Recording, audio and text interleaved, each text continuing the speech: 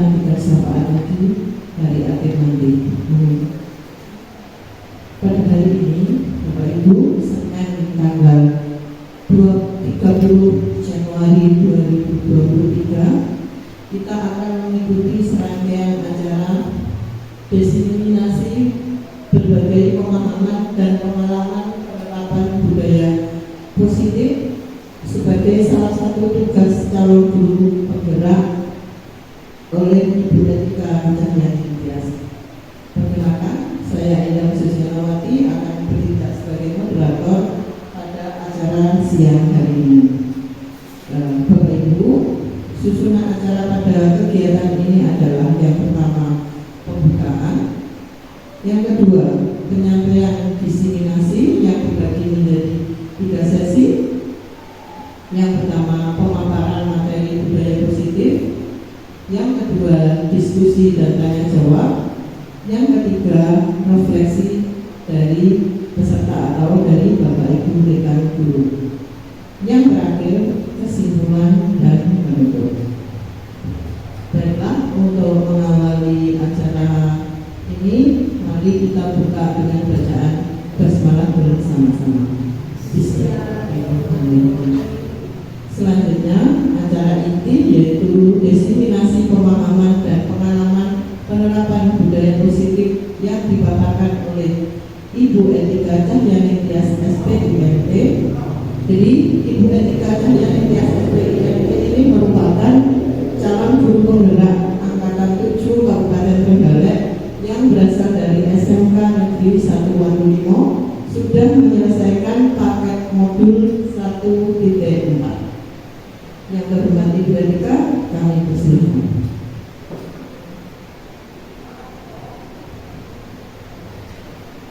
Terima kasih Ibu Endang Susianawati.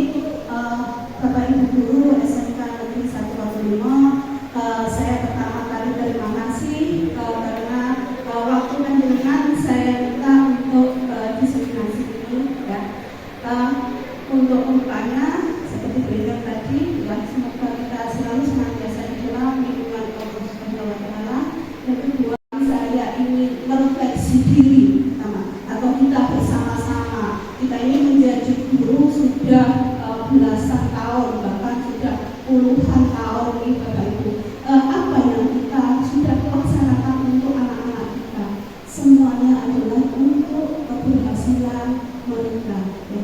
Kita akan merasa senang, kita akan merasa bangga dan bahagia ketika anak-anak kita berhasil. Ya. Bahkan dari SMK Negeri 1 Wonolimo ini sudah banyak yang menjadi tentara, polisi atau bahkan profesi lain yang melebihi dari seorang guru. Bapak Ibu guru yang saya hormati, pada kali ini saya akan mendiseminasikan hasil dari penerapan budaya positif yang sudah kami laksanakan sebagai tugas dari calon guru penggerak. Nah, adapun di dalam pendidikan guru penggerak ini, Bapak Ibu, saya sangat tersentak hati saya sebenarnya, kemudian juga bahagia itu karena mendapatkan kesempatan untuk menambah ilmu di bidang pendidikan atau di bidang pengajaran, bagaimana berpihak kepada murid, bagaimana mempunyai nilai dan peran sebagai guru, kemudian juga menyusun visi dan misi bagaimana agar anak-anak kita berhasil ya, atau kita menuntun siswa agar berhasil di dalam kehidupannya ya. Tidak hanya secara akademis ya, tetapi secara karakter, secara kehidupan mereka di masyarakat, bagaimana kita menjauhkan bahaya yang ada di sekitar mereka agar mereka berhasil di kemudian hari menjadi orang yang sukses di dalam bermasyarakat maupun di dalam meningkatkan ketakwaannya kepada Allah Subhanahu wa taala yang akan kita nantikan di surga. Ya. Di dalam pendidikan guru penggerak tadi fasilitator ya, ada fasilitator yang mengajar saya Bapak Suparji, kemudian ada Ibu Sumarni ya, itu pengajar praktek saya. tujuan dari diseminasi. Diseminasi itu apa gitu Bapak Ibu? Diseminasi, tadi katanya Pak Aman itu apa bedanya dengan inseminasi ya gitu. Kalau diseminasi itu kita mentransfer pemahamannya. Jadi artinya apa yang saya dapatkan diterapkan juga didapatkan oleh Bapak Ibu semua. Jadi saya hanya sebagai perantara saja. Artinya kita sama-sama belajar, sama-sama sharing ya, tentang budaya positif. Yang pertama, konsep budaya positif. Yang kedua, berbagi pengalaman tentang budaya positif yang sudah diterapkan. Nah, untuk mengawali tentang budaya positif ini, Bapak Ibu boleh setuju atau tidak setuju akan statement atau yang ada di slide ya. Silakan disampaikan, santai saja ya, kita relax, kita belajar dengan senang hati, tidak ada yang membuat kita harus bagaimana tidak ada. Yang pertama, hukuman dapat mendisiplinkan anak. Kira-kira setuju menggunakan kita sebagai warga yang dengan disiplin positif ketarunaan begitu. Iya, setuju menggunakan Pak Ridwan, mantuk saja. Hukuman yang tepat memang berdampak luar biasa dalam mendisiplinkan anak. Terima kasih Pak Ridwan. Kemudian yang kedua, pemberian hukuman dengan hal positif seperti membaca atau membersihkan halaman dapat meningkatkan disiplin anak. Setuju. Kemudian memberikan penghargaan dapat meningkatkan motivasi belajar anak. Monggo Mas Bini. Setuju? Baik Bapak Ibu, kita lanjutkan bagaimana sebenarnya ini nanti. Ya, untuk mengetahui atau memahamkan kita semua, termasuk saya ini, yang kita pelajari saat ini adalah tentang disiplin positif dan nilai-nilai kebajikan universal. Kemudian yang kedua, teori motivasi, hukuman dan penghargaan serta restitusi. Ya. Kemudian tentang keyakinan kelas, dan yang keempat tentang kebutuhan dasar manusia dan dunia yang berkualitas atau dunia berkualitas. Kemudian ada 5 posisi kontrol dan restitusi yang kedua adalah tentang segitiga restitusi. Yang pertama tentang disiplin positif dan nilai-nilai kebajikan universal.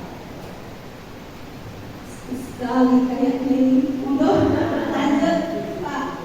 Ya, untuk ini juga jadi silakan Bapak Ibu berpasangan ya Pak Willy sama Pak Teguh. Pak Nan nggak ada pasangannya, ibaratkan aja sebelahnya ada pasangan dulu Pak. Dua-dua akan seandainya silakan dibuat kepala tangan ini harusnya ada secara kertas yang ditulis apa yang sangat berharga di dalam diri saya atau di dalam hidup saya begitu. Ya, kira-kira apa? Di bagian mawon tidak usah di. Nanti kalau yang berharga itu pacarnya lah ya. Artinya silakan menggenggamkan tangan. Nah, kemudian yang sekiri sampai kita tidak kuat lagi tangan kita akan terbuka juga begitu. Ya, kalau dia yang menutup, kenapa tertutup? Karena mungkin kuat dengan rujukan rayuan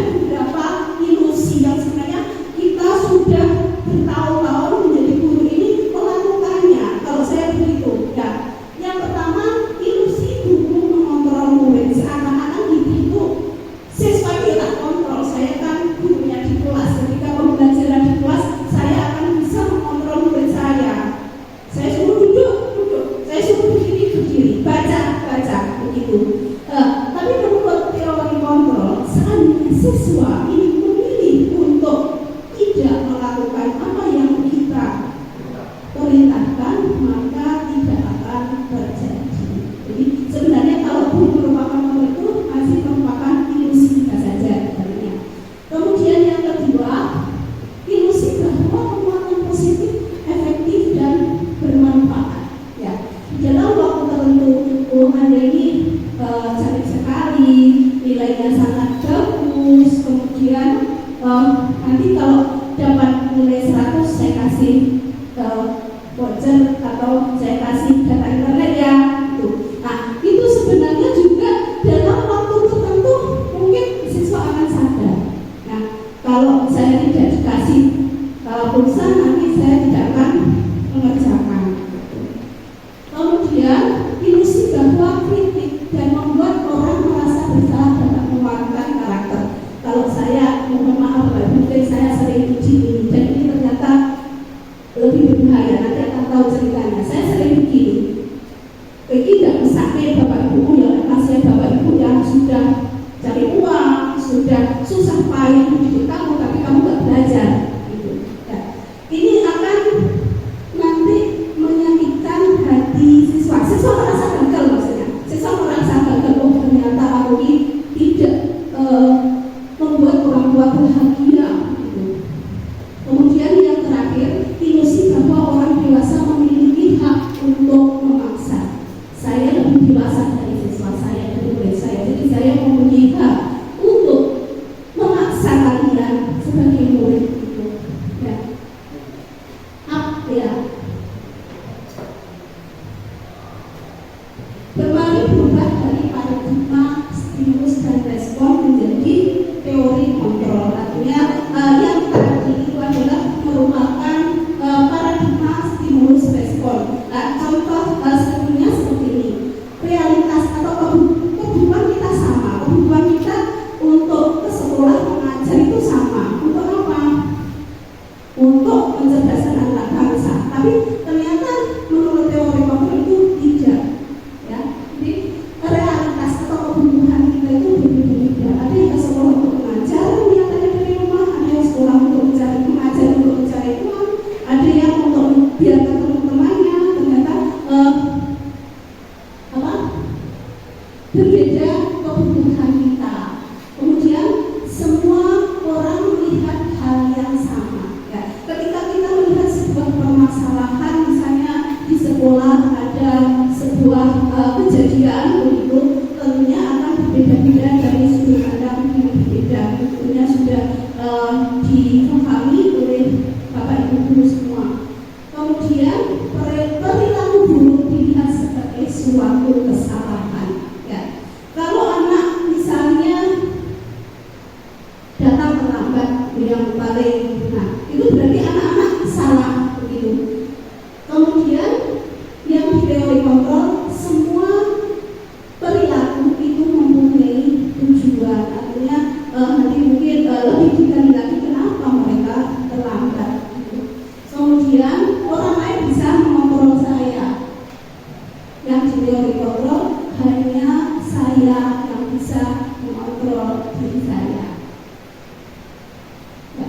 Pemaksaan ada pada saat tujuan gagal. Nah, ini ketika kita mengajar dengan halus, dengan lembut, kemudian ternyata anak-anak tidak nurut sama kita, maka paksa begitu. Kalau teori stimulus dan respon. Tapi kalau teori kontrol, kolaborasi dan konsensus, ini pemilihan alternatif solusi masalah, ini yang kita utamakan. Jadi kita berusaha untuk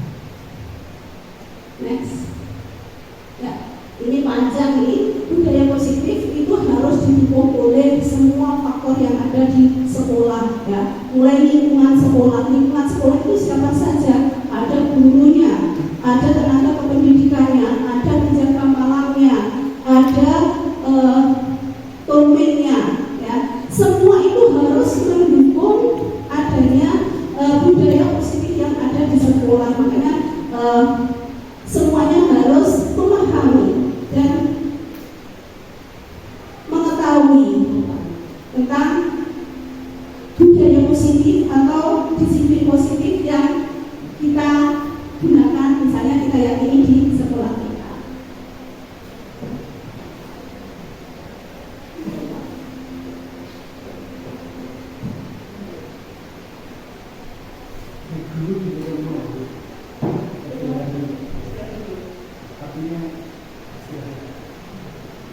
Kenapa?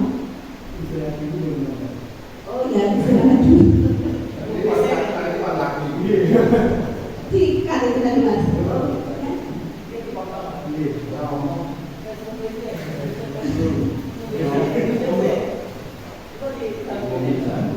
Oh ini masih permulaan mas. Nanti saya ada yang ke berapa saya lupa di sini.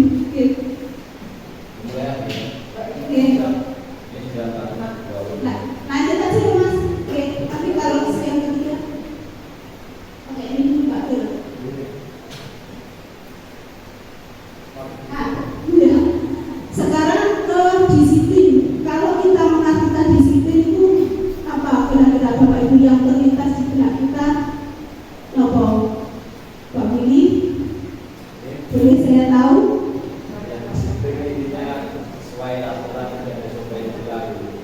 Ya, sesuai aturan. Kemudian apa lagi? Tepat waktu.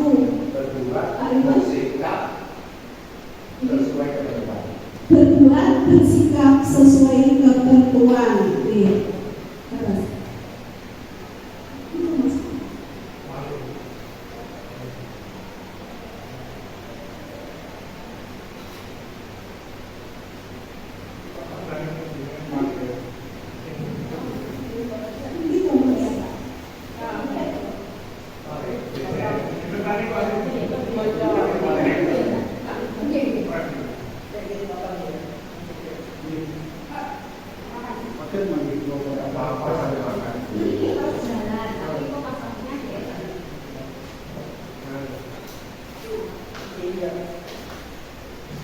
Sebentar Bapak Ibu semua, tidak apa-apa kita santai malu nantinya kita artinya saya ingin suasana itu sangat cair begitu, jadi bukan usah sibuk. Artinya kita santai saja gitu. Oke, terus mas lanjut ya.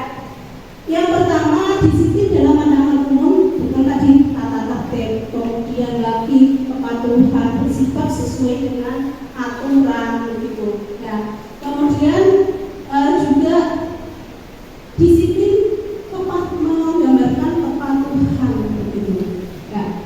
Kemudian disiplin juga dihubungkan dengan hukuman ya. Ketidaknyamanan itu adalah kalau kita buat ketidaknyamanan nah, gitu. Nyaman atau tidak? Bagi yang tidak sejalan dengan kebiasaan dia, maka disiplin itu semacam belenggu. Ya, karena mengikat yang mau tidak mau harus itu pada tidak sesuai dengan kebiasaan. Itu seperti itu.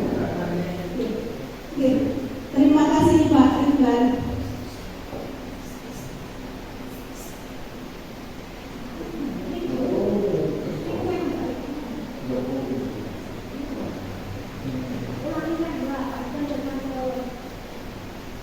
Ya, disiplin positif ini yang kita akan diseminasikan atau kita pelajari bersama ya. Suatu cara menerapkan disiplin tanpa kekerasan, tanpa ancaman, tanpa hukuman. Nah ini ya, dengan melibatkan apa? Kira-kira susah atau boten kalau disiplin tanpa ancaman, tanpa hukuman, tanpa apa tadi? Ya, kekerasan begitu ya. Dengan cara bagaimana ini memang saya juga merasakan gitu. Kalau jalan cepat memang harus begitu gitu. Tetapi itu akan memberikan efek tersendiri atau efek yang negatif terhadap siswa. Ya. Kemudian caranya bagaimana? Harus ada interaksi yang efektif antara murid dengan guru.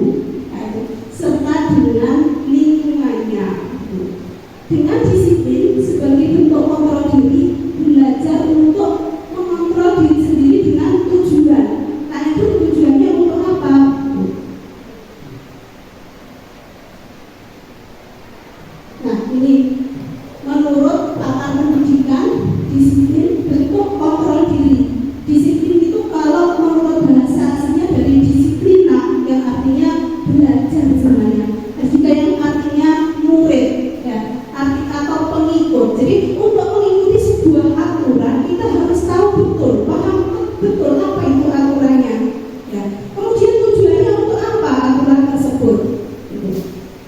Sebagai salah satu cara penerapan disiplin yang bertujuan menumbuhkan motivasi internal. Jadi yang diharapkan itu adanya motivasi dari dalam atau internal, sehingga anak-anak sadar dan melakukan sesuatu tanpa ada paksaan ataupun hukuman ataupun juga penghargaan.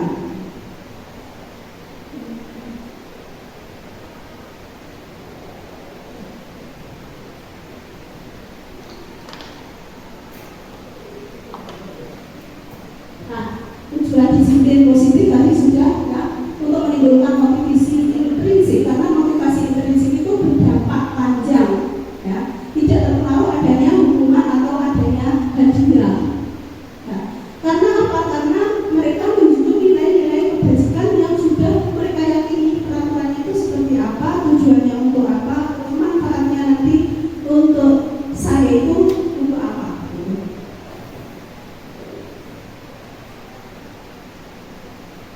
Nah, ini sekarang ke nilai-nilai yang diyakini tadi atau nilai-nilai kebajikan universal, nilai yang disepakati bersama lepas dari latar belakang suku, agama, bahasa, ya, maupun tingkat ekonomi misalnya. Ya. Nilai kebajikan bersifat positif yang merupakan tujuan mulia yang ingin dicapai oleh individu. Ya. Ini pada Dr. William Glasser tadi pada teori kontrol menyatakan setiap perbuatan memiliki tujuan dan mengaitkan dengan nilai-nilai kebaikan yang meyakini, sehingga terbangun motivasi intrinsik. Kalau sudah ada motivasi intrinsik, maka orang akan tergerak atau menggerakkan motivasi dari dalam untuk mencapai tujuan yang mulia tersebut. Nah, ini Bapak Ibu guru sudah sangat familiar untuk anak-anak Indonesia apa sih kebajikan universal yang diyakini. Nah, itu tercantum pada profil pelajar Pancasila. Nah, profil pelajar Pancasila dan beriman dan bertakwa kepada Tuhan Yang Maha Esa, berkebinekaan global, bergotong royong, mandiri, bernalar kritis, kreatif, ya. Ya, ujungnya ke sana, ya. Karena di dalam profil pelajar Pancasila ini mengandung nilai-nilai kebajikan yang diambil dari nilai-nilai baik dari lokal, internasional maupun yang merupakan kebajikan secara universal. Nah, sekarang sampai ke pembahasan yang kedua, teori yang kedua tentang teori motivasi, kemudian tentang hukuman tadi, kemudian tentang penghargaan serta restitusi. Nah, sekarang Bapak Ibu guru, saya dan dengan semua, mari kita tanya kepada diri kami kita masing-masing, apakah kita melakukan sesuatu karena adanya dorongan lingkungan atau yang lain? Nah, kadang kita melakukan sesuatu untuk menghindari rasa sakit dan ketidaknyamanan. Ya, kira-kira kalau jenengan semua setiap hari apel pagi dan semuanya tertib tepat waktu itu, motivasinya apa begitu? Apakah takut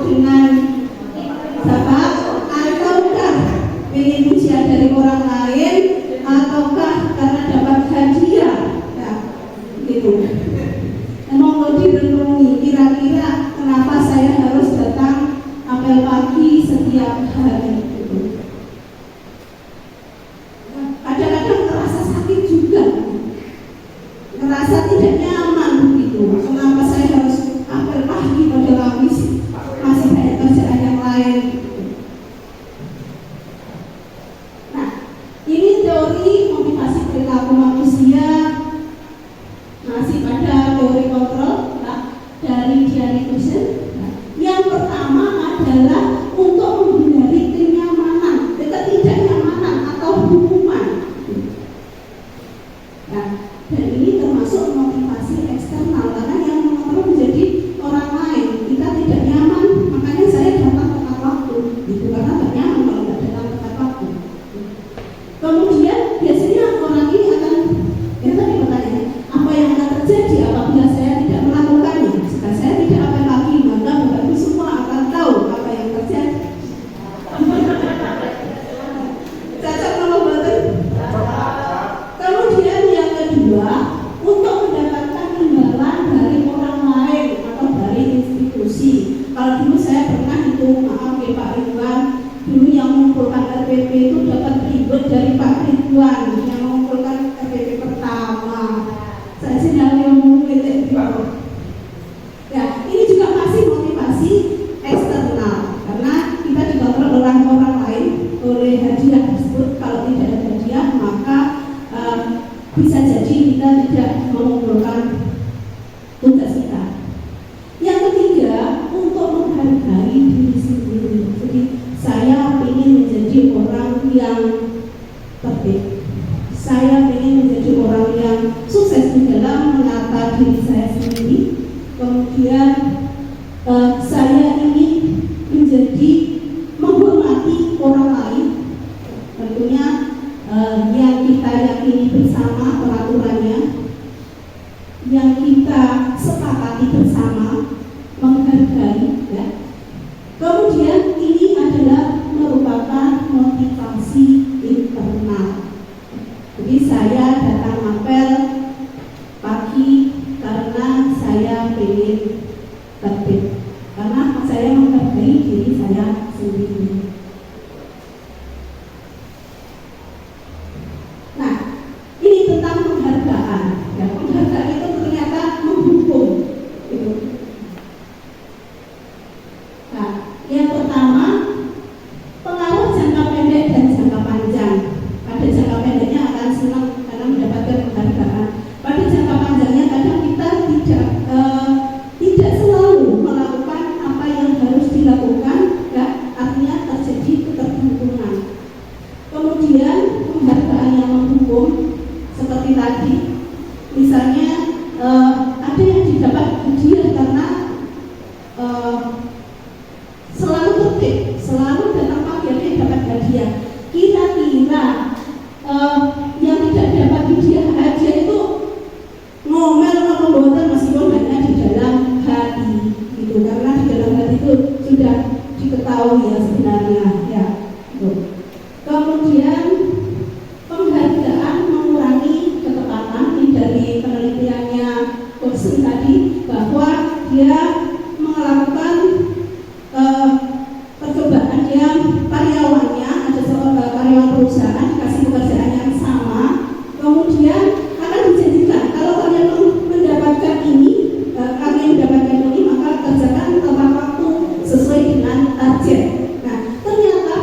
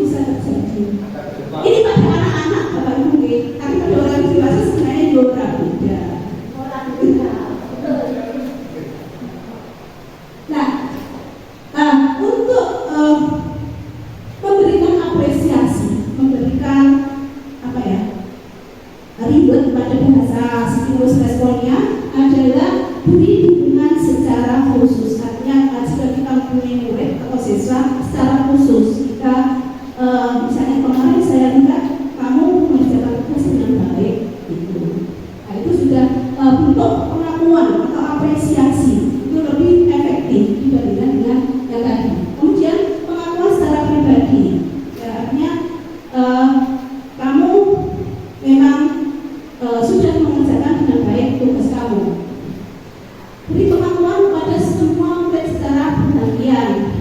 Nah, kalau Bu Anis orangnya rajin, kemudian pintar, cerdas. Kalau Bu Lita orangnya sabar. Kalau Bu Dia orangnya tekun, mungkin seperti itu. Tapi saya ibaratkan ya, karena yang di sini Bapak Ibu kita belajar bersama, saya juga tidak lebih baik dari Bapak Ibu semua. Jadi untuk siswa seperti itu. Lanjut fokus pada proses, artinya proses untuk melakukan tindakan atau kegiatan itu lebih diperhatikan atau lebih dipahami dibandingkan dengan hasilnya atau penghargaannya atau ya tadi outputnya gitu. Kemudian di sini ada contohnya. Nah, ini ada pembukanya. Jadi kita kalau mau membuat apresiasi atau memberikan apresiasi kepada siswa, kemarin saya perhatikan Pak Anang berempati sekali pada murid baru. Kemudian saya menghargai kepada kamu pada saat kamu memberi bantuan teman-temanmu. Terima kasih atas rasa tanggung jawabmu sudah membersihkan kelas dengan bersama-sama. Jadi ada pembukanya, kemudian ada nilai kebajikan yang sudah dilakukan, kemudian ada situasinya.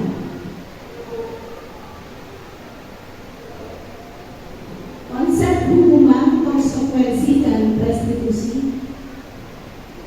Jadi, hukuman, konsekuensi, dan restitusi. Ini ada yang bersifat tidak terencana atau tiba-tiba. Kemudian bersifat satu arah. Kadang kita tidak memberitahukan terlebih dahulu kesepakatannya, tetapi langsung menjustice. Kamu kok di sini padahal harusnya di sana. Terus sebelum itu tidak ada pemberitahuan bahwa jam segini kalian harus ada di sana, tidak ada di suatu tempat. Kemudian kalau konsekuensi sudah terencana, sudah disepakati, sudah ada aturan-aturannya, kemudian siswa sudah mengetahui. Jadi misalnya kalau terlambat masuk kelas berarti harus pada jam istirahat tidak boleh keluar kelas, harus mengikuti atau mengulang pelajaran yang tadi sudah dilakukan oleh teman-temannya. Ini konsekuensi. Kalau restitusi, ini pendekatan untuk menciptakan disiplin positif, menciptakan kondisi. Jadi itu tugas dari guru, ya, agar mereka memperbaiki kesalahannya, kemudian membantu memberikan mencari solusi-solusi yang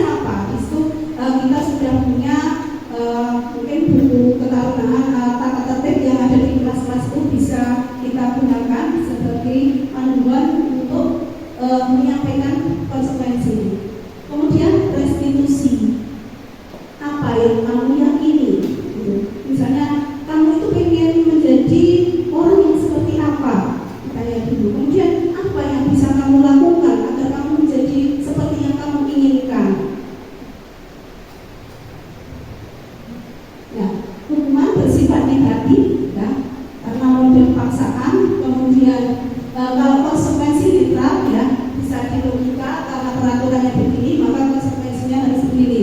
Kemudian kalau restitusi merupakan teori kontrol, ya, apakah masih ada pertanyaan, ada validasi, kemudian ada juga keyakinan yang disepakati tadi.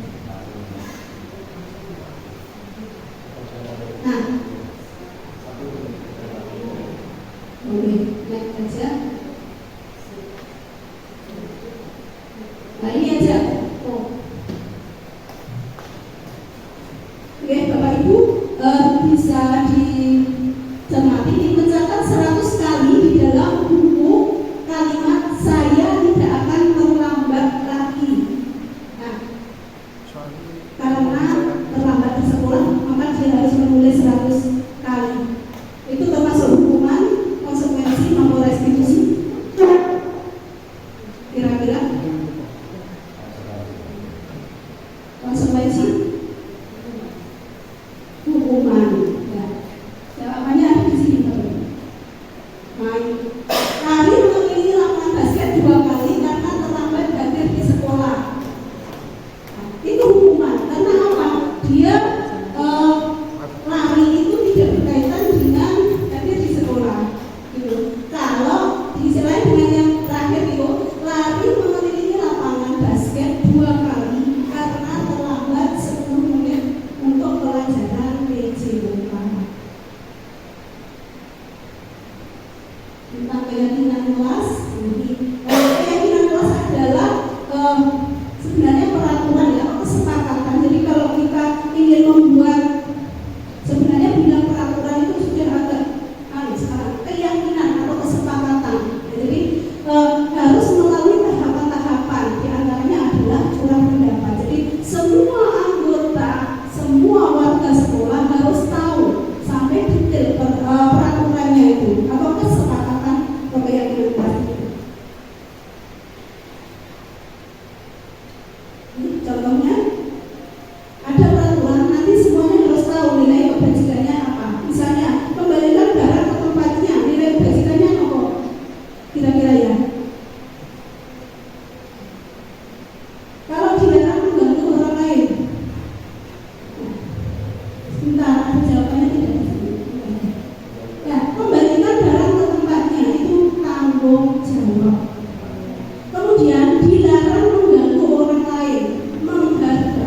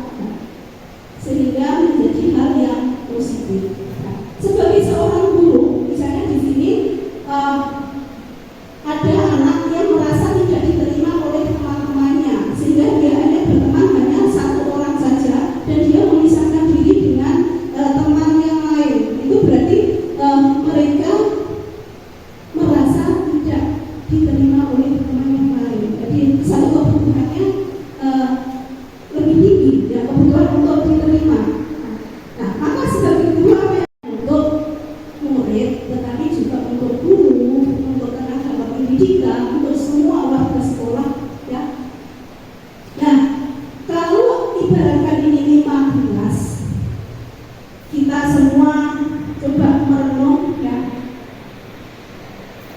gelas mana yang kira-kira masing-masing kita termasuk saya yang masih perlu ditambah isinya ya. Ada bertahan hidup, ada kasih sayang, ada kesenangan, ada kebebasan, ada penguasaan ya. Jadi sebenarnya kita bisa melihat masing-masing gitu. Kalau orang perilakunya seperti ini berarti ada gelas yang kurang gitu, harus diisi, dan itu harus yang positif. Nah, kemudian dunia berkualitas. Dunia berkualitas ini maksudnya adalah apa yang ada di pikiran kita masing-masing ya, yang dimana kalau kita ingat seperti hal itu kita menjadi perasaan kita bahagia gitu. Bisa berupa barang, bisa berupa manusia, bisa berupa situasi begitu ya. Itu dunia berkualitas ya. Apakah dunia kita sekarang sedang berkualitas atau betul itu? Silahkan di renungi masing-masing. Kira-kira yang ada di dalam angan-angan kita itu gambar seperti apa itu albumnya? Berkualitas ya, sangat berkualitas.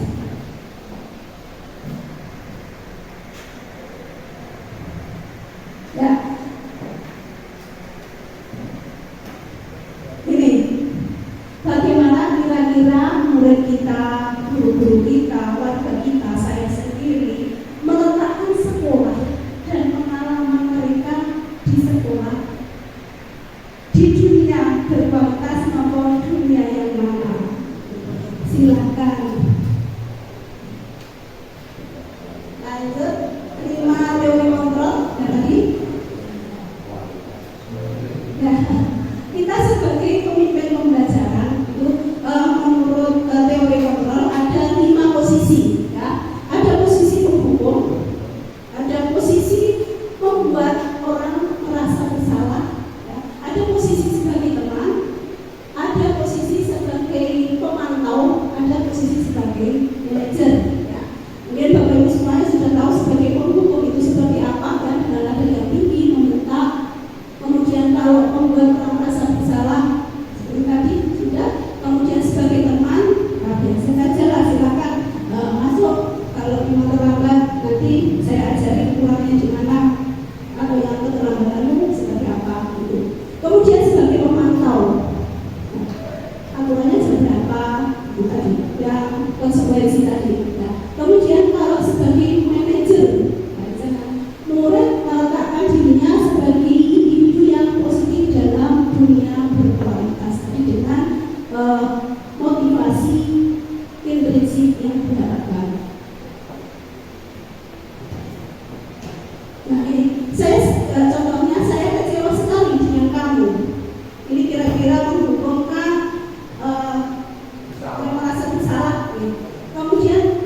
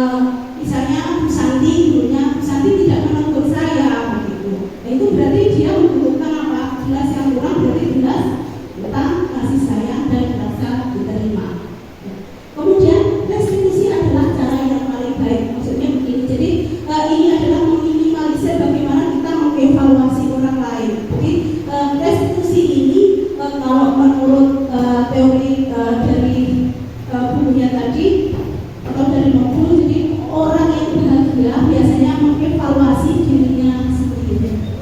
Tetapi orang yang tidak bahagia akan mengevaluasi orang lain. Nah, ke segitiga restitusi. Jadi ketika anak-anak berbuat kesalahan, apa yang harus kita lakukan? Ini menurut teori kontrol ada 3 tahapan yang sudah kita laksanakan. Tahapan yang pertama adalah menstabilkan identitas. Ya. Artinya kalau misalnya anak berbuat kesalahan, misalnya begini kalimatnya, Bapak tidak atau saya seperti guru kamu tidak fokus pada benar atau salah kamu. Ya, gitu. Kemudian pada tahapan yang kedua, validasi tindakan yang salah. Tentunya kamu punya alasan kenapa tadi kamu berbuat seperti itu. Nah, kemudian yang tahap selanjutnya adalah menanyakan keyakinan. Ya. Kamu ingin jadi orang yang seperti apa sih? Kalau kamu ingin menjadi orang yang bertanggung jawab, berarti apa yang harus kamu lakukan? Sehingga terjadi motivasi intrinsik. Ya, namun Bapak Ibu, tidak semuanya bisa diterapkan dengan tiba-tiba. Ya, artinya jika misalnya anak menutup diri, terutama misalnya kenapa kamu kok seperti itu? Ya tidak tahu Bu, kenapa kamu kok mengerjakan itu? Pengen aja. Nah, itu kan kita tidak bisa membuka hati anak. Ya, kita bisa mundur kepada posisi memantau, ya, memantau atau konsekuensi itu sebelum ke restitusi. Nah, ini rangkuman dari apa yang saya sampaikan tadi yang kita pelajari pertama tentang teori kontrol oleh William Mason. Ya. Ada makna disiplin, kemudian teori motivasi, 5 posisi kontrol dan restitusi. Ini yang sudah saya terapkan. Kemarin ada kami komunikasikan juga dengan Bapak Kepala Sekolah bagaimana dengan disiplin positif yang ada di sekolah ini, yaitu tentang ketarunaan. Makanya kita selalu membangun bagaimana sih ketarunaan itu, terus bagaimana relasi kita ketika kita misalnya dengan nada tinggi, kemudian setelah itu bagaimana restitusinya. Kemarin kita kan sudah membuat kesepakatan terlebih dahulu, sehingga mereka murid itu tahu kalau hal ini misalnya peraturan untuk misalnya catatan waktu, nah, itu untuk apa? Tetapi perlu diterapkan oleh Bapak Ibu semua di kelas-kelas.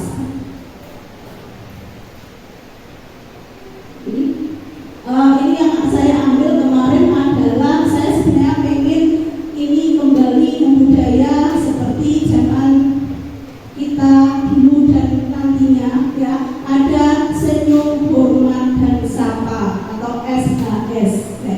Ini kemarin masih saya komunikasikan dengan Mas Rendy sebagai ketua staf batalionnya, ya, kemudian diterapkan juga di stafnya, mungkin masih staf dulu yang berjalan, kemudian kemungkinan nanti akan didasarkan lagi ke seluruh siswa. Kalau siswa kelas 10 sudah mulai terbiasa, tetapi ini harus ditebal lagi. Bapak Ibu guru semuanya harus tahu dan harus memahami ini semua. Ini yang tadi pagi, ya, hormat, senyum, hormat, sapa. Mungkin di videonya dulu, Pak.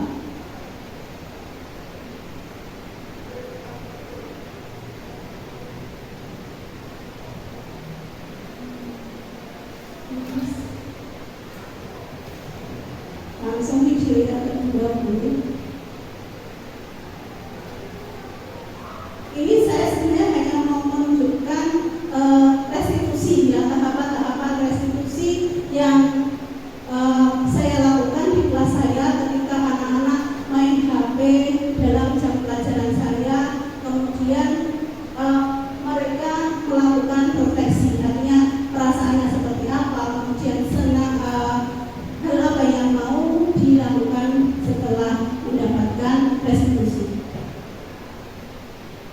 sekarang tanya jawab. Monggo Belinda.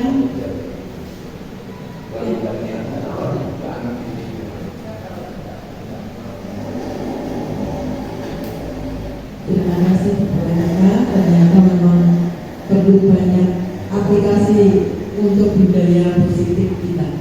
Aplaus untuk Ibu Etika tentang pemahaman budaya positif. Sekarang kita lanjutkan ke sesi berikutnya tentang diskusi dan tanya jawab. Bapak Ibu bisa menyampaikan tanggapan atau pertanyaan yang nanti akan dijawab atau di-sharingkan oleh Ibu Etika. Yang ingin menyampaikan tanggapan bisa angkat tangan, sebutkan identitas, pertanyaan atau tanggapan diajukan secara singkat, padat dan jelas karena waktu kita memang terus berjalan. Silakan, monggo yang ingin menyampaikan tanggapan. Pak Iqbal?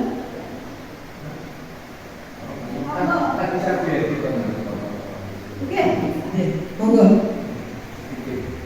Jadi nanti di luar acara kita bisa melanjutkan diskusi kita tentang penerapan budaya positif sambil ngopi-ngopi di Gasibu. Nanti ya Bapak Ibu. Selanjutnya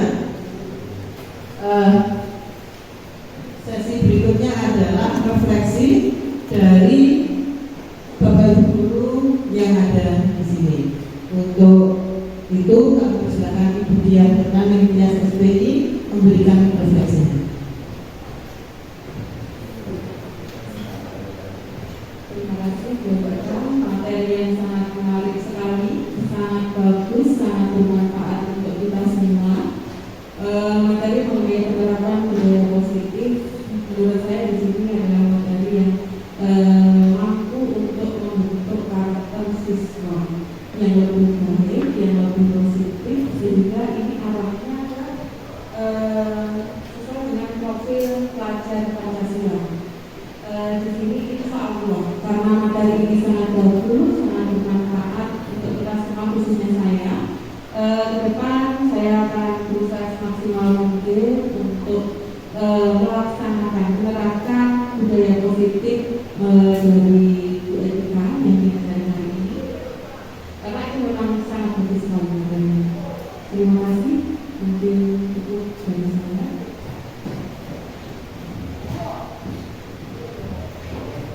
Terima kasih Ibu Dian tentang refleksi budaya positif dari materi yang disampaikan oleh Ibu Etika.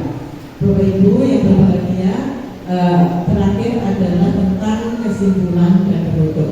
Untuk kesimpulan, mohon Ibu Etika dan yang menyimpulkan sekaligus closing statement untuk diskusi kita hari ini. Terlalu singkat untuk mendalami teori yang teramat berat. Menurut saya memang budaya positif adalah budaya yang amat berat untuk diterapkan. Apalagi pada teori motivasi budaya. Dari teori yang terakhir, motivasi internal tadi. Ini seakan-akan menggugah kami, mengingatkan pada kami untuk tahu, menyadari kodrat kita sebagai apa.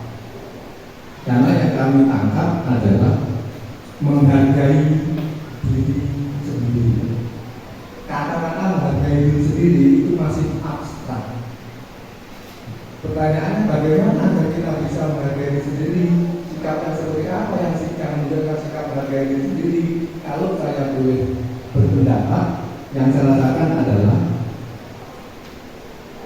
kita itu bisa berbuat kemudian masuk kategori menghargai diri sendiri kalau kita sudah bisa merasa bersyukur pada posisi apapun juga. Saat kita menjadi guru, bagaimana bentuk syukur kita saat kita dipercaya oleh Allah menjadi guru seorang pendidik? Itu yang akan kita tunjukkan sikap-sikap yang muncul. Saat belum bisa mensyukuri kita pada posisi itu, maka sikap positif akan belum natural muncul dalam kehidupan.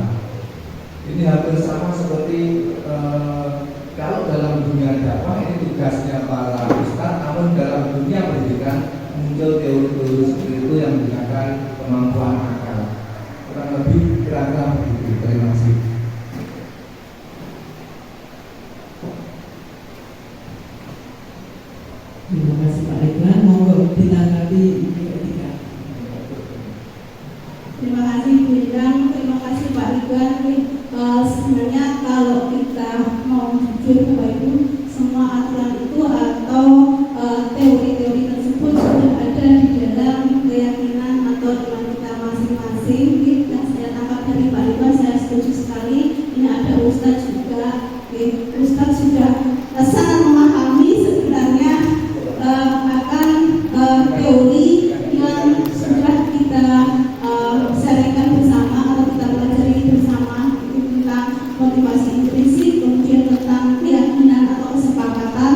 Tadi kalau untuk kesepakatan misalnya menghargai gitu. Jadi perlu pendalaman lagi kesepakatan di kelas atau di sekolah, akan nanti ada tekniknya tersendiri. Jadi ada tabel T, ada tabel Y, ya. Tabel T artinya ada, ini kan kalau T, nah itu di sini tampak seperti, sebenarnya tidak tampak seperti, ya.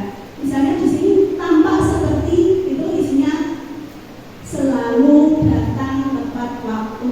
Tidak tampak seperti, tidak selalu terlihat datang tidak tepat waktu. Nanti ada pendalamannya sehingga nanti mungkin kalau anak-anak lebih jelas lagi tentang keyakinan apa yang harus disepakati di dalam kelas. Terima kasih Pak Iban. Terima kasih Bu Eti, terima kasih Pak Iban. Ternyata memang yang berat tadi ya, menghargai diri sendiri. Monggo untuk penanya yang berikutnya Pak Ana.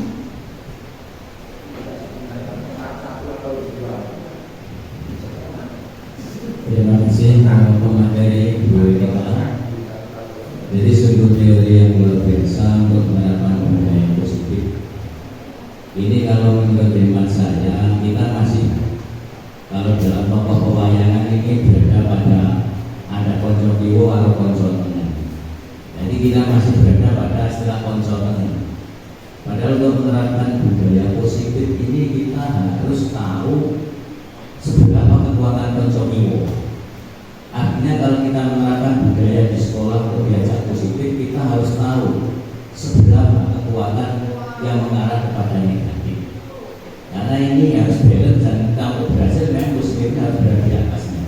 Tapi sepanjang kita tidak tahu kekuatan lawan atau pengaruh pada anak, bobot pengaruh pada anak, ini nanti juga akan gambling nanti. Jadi hasil akhir ini masih 50-50. Jadi menurut saya ini iman saya bukan pertanyaan dari kalian. Kalau menurut saya budaya positif itu baik, tetapi dalam penerapannya kalau misalnya di waktu 5 untuk menerapkan budaya positif biasanya waktu 5 kita harus tahu betul kekuatan yang mempengaruhi budaya negatif waktu 5 seberapa kekuatan, dan dari situ nanti kita akan bisa menghalau atau bisa mengantisipasi atau kita bisa menghindar. Mungkin terima kasih.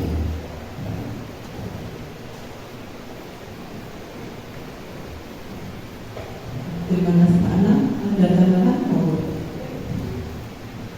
Terima kasih Pak Anam, sesuatu sekali. Jadi ada kekuatan-kekuatan yang harus kita tahu seberapa besarnya. Gitu. Tetapi untuk teori pada saat ini tentang budaya positif itu kita tidak melihat orang lain. Ya. Seperti tadi, orang yang bahagia akan mengevaluasi dirinya sendiri, orang yang tidak bahagia akan mengevaluasi orang lain. Mulailah dari diri kita masing-masing.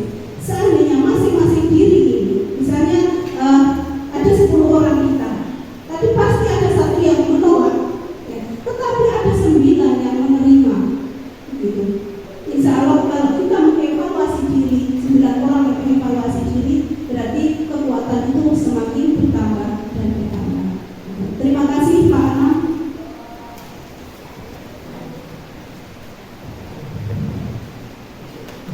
Terima kasih Pak Anam, terima kasih Pak Iban. Sebenarnya memang materi ini memang sangat menarik untuk kita diskusikan bareng-bareng, tapi karena waktu kita yang Terima kasih Bapak Ibu semuanya atas kesempatannya pada hari ini, waktu yang saya minta. Untuk penutup atau kesimpulan, artinya mari kita bersama-sama. Artinya saya juga belum tentu seperti yang ideal, tetapi kita berusaha bersama-sama membentuk budaya positif ini demi terciptanya profil pelajar Pancasila. Di sana sudah lengkap. Kemudian dari Ki Hajar Dewantoro bahwa merdeka itu tidak hanya terlepas dari perintah, tetapi bagaimana kita bisa memerintah diri sendiri. Demikian, mohon maaf. Assalamualaikum warahmatullahi wabarakatuh. Waalaikumsalam. Terima kasih Bu Ketua Cendekias. Alhamdulillah Bapak Ibu, rangkaian diseminasi berbagai pemahaman dan pengalaman penerapan budaya positif sudah terlaksana dengan baik. Semoga ilmu yang kita dapat hari ini dapat bermanfaat menjadi jalan kebaikan bagi kita semua. Selanjutnya juga bisa membuat hati kita tergerak untuk mengikuti seperti Ibu Etika Cendekias, mengikuti seleksi guru penggerak tahun berikutnya. Amin. Terakhir, semoga Ibu Etika Cendekias bisa menyelesaikan rangkaian kegiatan guru penggerak dilancarkan sampai lulus modul terakhir. Amin. Baik, kita beri aplaus yang meriah untuk kita semua. Terima kasih Bapak Ibu. Sampai Ibu semua di acara ini. Mohon maaf sebagai moderator jika ada kata-kata yang kurang berkenan. Sekali lagi terima kasih. Tetap semangat dan jaga kesehatan. Wassalamualaikum warahmatullahi wabarakatuh. Waalaikumsalam.